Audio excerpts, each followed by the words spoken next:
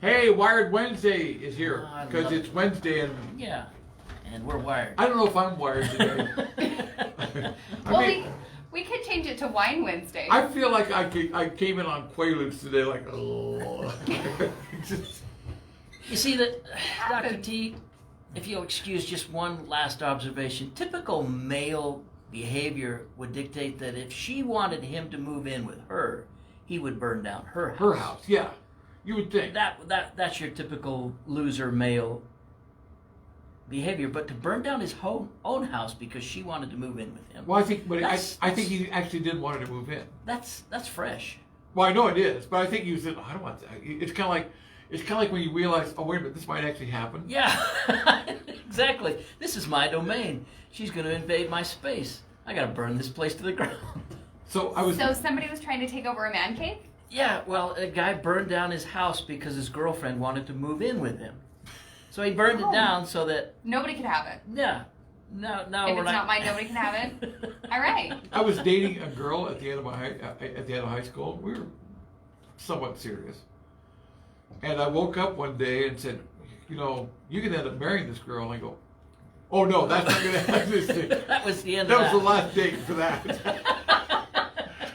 It's And it's not because I didn't like her. I liked her a lot, but I mean, it's like, oh no, we're way not into that at all. So Well, I mean, at anyway, 18 sorry to take your time. Hey, no worries. MJ. Good morning. It's Wired Wednesday with McKenna Hansen. I don't have a co-host today because all of the producers are busy. It's a busy producing, time. how dare they produce? I know, right? And if there's anybody out there that wants to be on the show or that would know of anybody who would want to be on the show, I would love to talk to you. I'm always looking for producers and local producers to interview you. It's really about you and Let's define what you your get word to- of producers. Producers is anybody in agriculture or so like from hay production all the way down to a backyard chicken farm. I want to know their stories. I want to know why they got started, why they have a cause, and why they love doing what they do. I was talking to a gal yesterday in Panguitch, and she Okay, has Did you just say gal? yeah, a gal. Okay. That's a Lincoln She, County word. Okay. Oh, yes, it is. It totally is. But she has like 90 chickens, okay? Or Oh, more. really? Wow. Oh, wow. 90 chickens. And just for the pleasure of having chickens, okay? I have chickens. How many chickens, though? Not 90, I'm guessing. No, not 90. Right, so 90. She just nonchalantly was talking to somebody. She's like, oh, yeah, I have like 10 dozen. How many dozen do you need? Her 90 chickens produce so many eggs. She has 2 or 3 fridges full of just eggs for sale to the public. Well, you know, it's funny. When I was growing up, I would go visit relatives during the summer. I'd go to grandma's house. mostly Yeah, for of the course. summer. And occasionally I'd go out to Uncle Roland and Aunt Ethel's house. Serious names. Aunt Ethel, I Aunt love Ethel, it. it is true. And I used to love to go out there because they raised avocados actually. Wow. Yeah, oh yeah, it was cool. I wish avocados would grow here. And we got to help irrigate and stuff like that. But the next door neighbors, and I can't remember his name. Her name was Fanny. Seriously. Ethel and Fanny, I love it. Keep going. And they had chickens, and I mean they actually had kind of a production. I mean they had machines that would gather the eggs and all Wow. that stuff. Right, Yeah. right. That was kind of cool. Well, in like, in just on the top Until you looked of at the bottom of the coop and you go, no, I don't want to. Well, do that. of course, you know, the bottom of the coop's always the most interesting. But it's amazing how many products come from eggs. You know, you can look in almost anything and find an egg or an egg byproduct. Yeah. You know, whether it's egg whites or the fat or the whatever. And then the chickens are, you know, you can use them for meat consumption after they're done through their laying period. You know, and so, anyways, so I just want to talk to producers to know why they do what they do. You know, this gal over in Panguitch, she basically She supplied doubled down that. on gal. Oh, That's yeah. great. I like it. She basically supplied Panguitch with eggs through the pandemic, That's cool. through last That's spring. cool. That is So awesome. and she wasn't cheatsy about it. She was like, I've always sold them for $2 a dozen. I'm gonna continue to sell them at $2 a dozen. You know, when everybody was coming to town and been like, oh, I'll pay $10 a dozen, then I'm gonna go resell them for, you know, $10 or $15 a dozen, or $15 or $20 a dozen in the other communities that don't have eggs. And she's like, no, you can buy this quantity and go on your merry way. You know, she didn't want to Yeah. to create that negative energy is what I'm going to call it. That's actually kind of a cool thing. That is cool. In the Let's Get to Know MJ segment of the show today, Yes, let's get to know me. how would you take your eggs if you were offered eggs? Ooh, I love mine over easy with sourdough toast. Wow.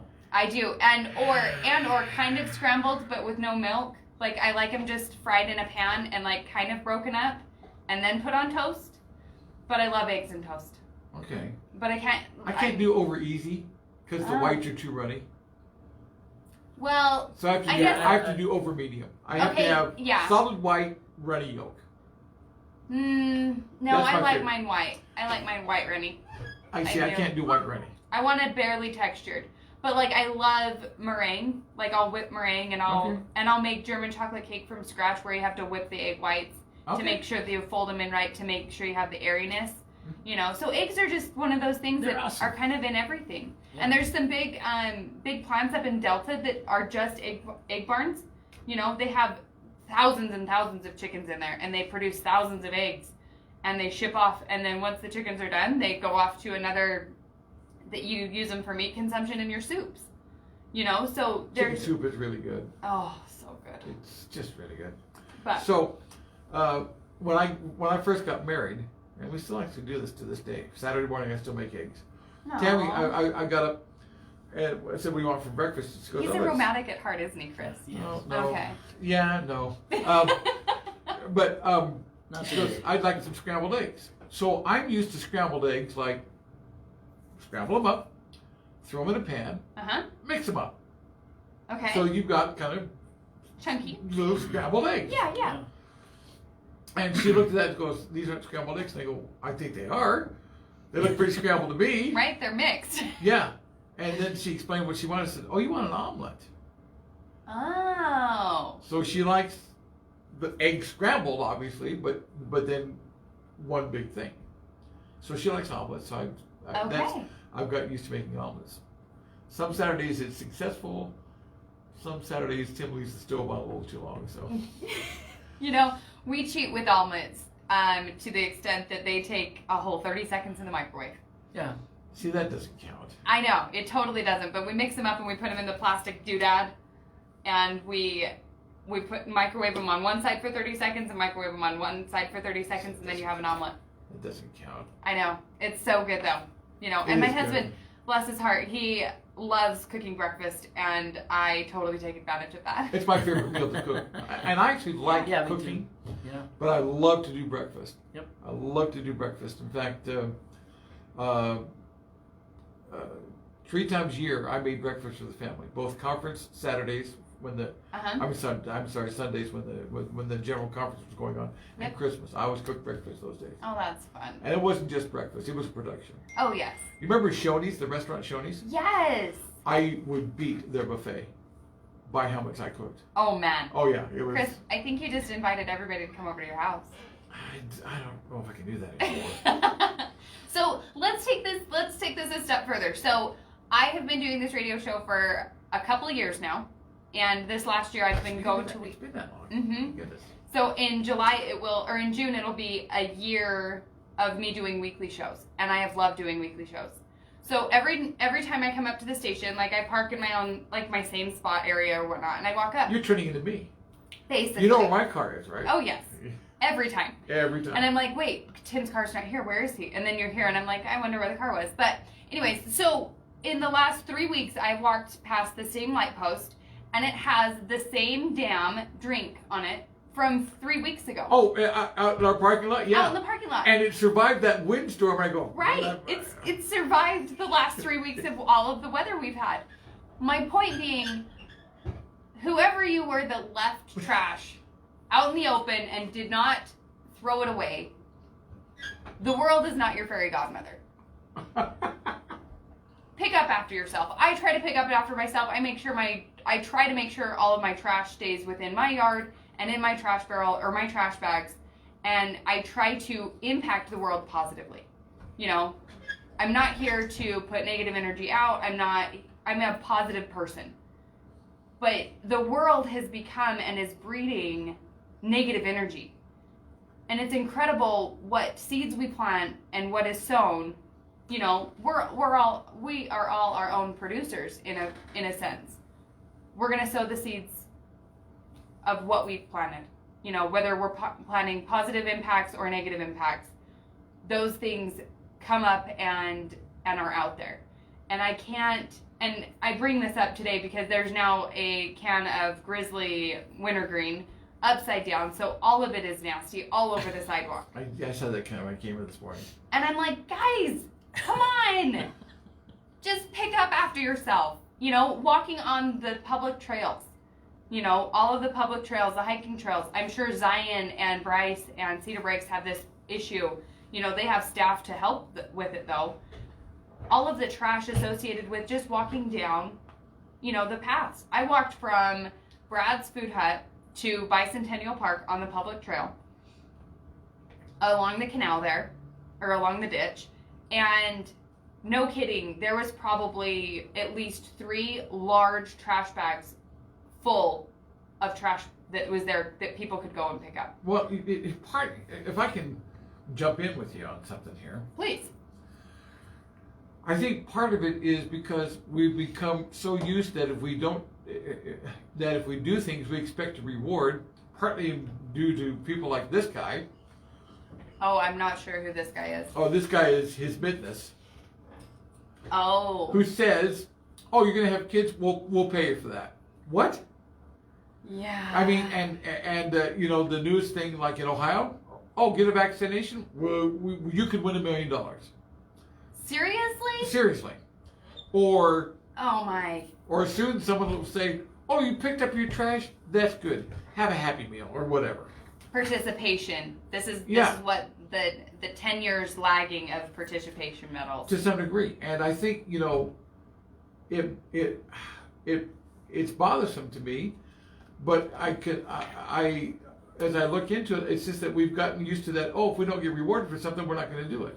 Which is so interesting because to me, at least in my perception, when I go out and I meet with clients, let's say, I want to positively impact their day. I want to plant the seeds of making an impact, making a positive impact in their lives. And I want to spread positivity. You know, I want to put it out there that the world is good. Find gratitude, you know, be humbled, pick up after yourself. You know, go out and do good for the world, do good in your community. And it starts small. It starts by opening a door for somebody. Mm-hmm. You know, it starts by smiling at somebody who might not be having a good day, or saying good morning to the person you just passed in the hallway. It starts with small actions of kindness and positive impacts, you know. If you see trash, pick it up. In the same sense. I'm not touching that. No, agreed. Agreed, I'm not going to pick it up because it's super gross. Yeah. Right? But whoever left it, I totally put that energy on them, that they decided to negatively impact everybody else's day that has to walk past both pieces of garbage. You know, and that's just one instance of the whole case around town, you know?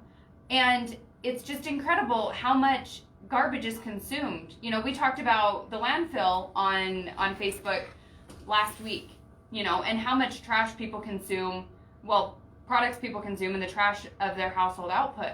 It's incredible how much a ton of garbage looks like versus a ton of bricks versus a ton of feathers. Right. A ton's a ton, but feathers looks heavier, looks more than bricks because you have to have more feathers for the ton of bricks, right?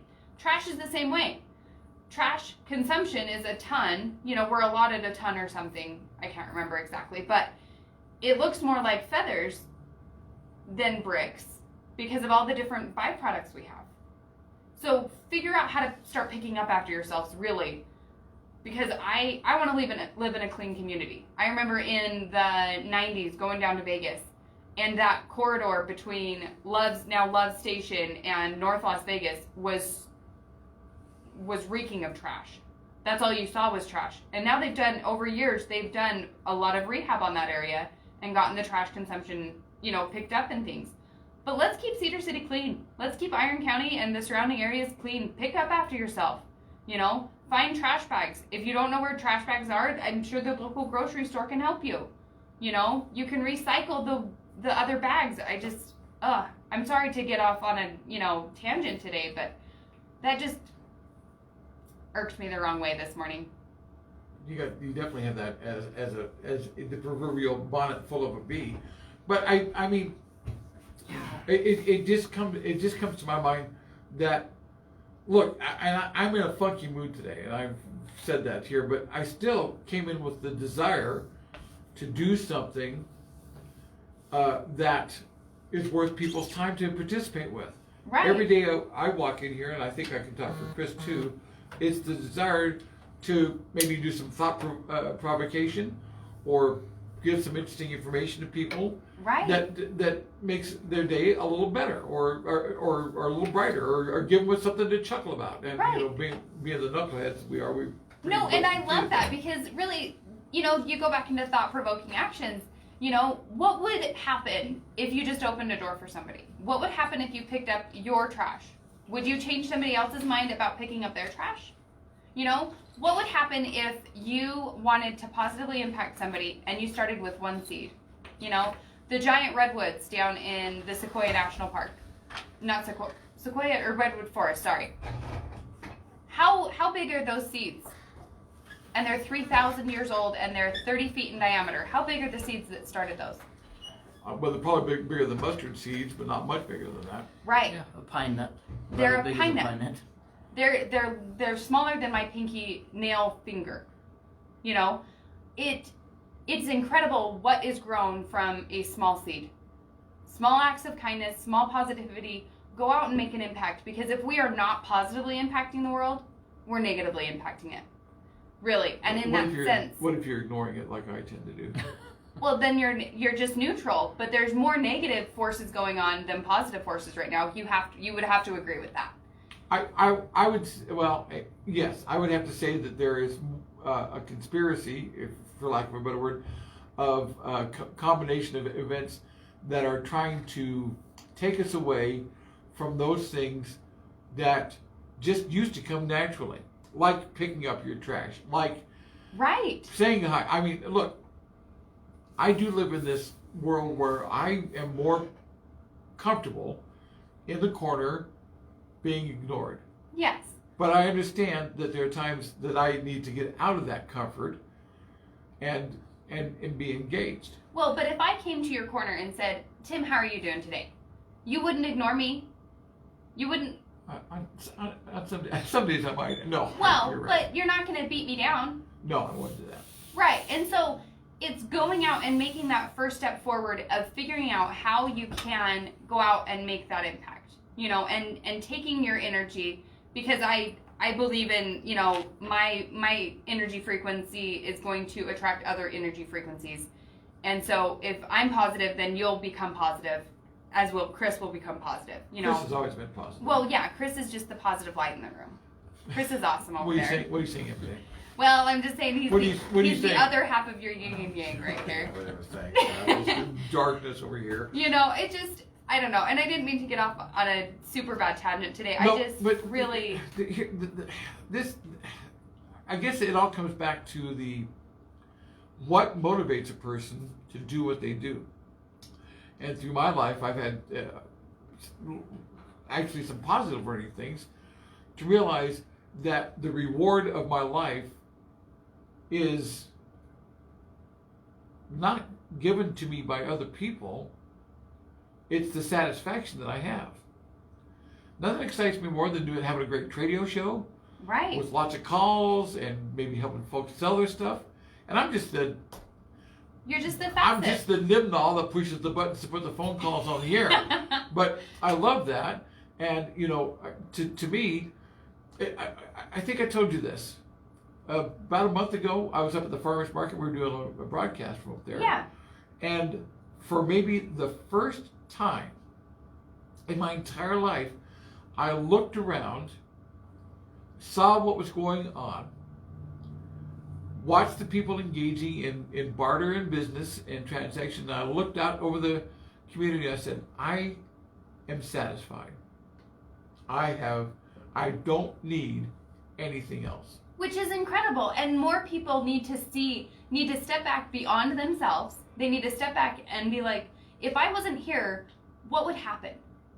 Would people's days be ruined? Have I positively impacted the world, or have I taken more than I've given? You know, and you can go into so many different presentations and so many different theories off of that. And right now I am content, I am grateful, and I'm trying to do more good than take in this world. And I appreciate the opportunity to be, you know, to be with my family, to raise my children, to have the relationships with my clients that I do. And I can't wait to see what in 5 years is going to become, because I want to go out and make an impact. I want to go out and positively impact this world, and I want to make sure that people know about it. Yeah, but for the first time, I felt like if I'm at the end of what I'm doing, I'm not talking about death. No, But I'm right. saying this is our last stop. We're not moving anywhere else. I'm not looking for the green grass somewhere else. This is the first time I said I don't need to do anything else. You're content. You are happy. You are satisfied. Which was weird because after I had that feeling and had that wonderful thought, and I don't need anything else, then we went out and bought a new car that day. So. Well, how dare you spoil yourself for all your hard work. But Thank you for joining us. It's Wired Wednesday with McKinnon Hansen. We can't wait to see you next week, 8:30, 5:90 a.m. This has been McKinnon Hansen with Wired Wednesday. All right, MJ, you have a great week. Thank you. And don't worry about breakfast. You don't have to worry about breakfast. I need to bring breakfast. No, you're fine. All right.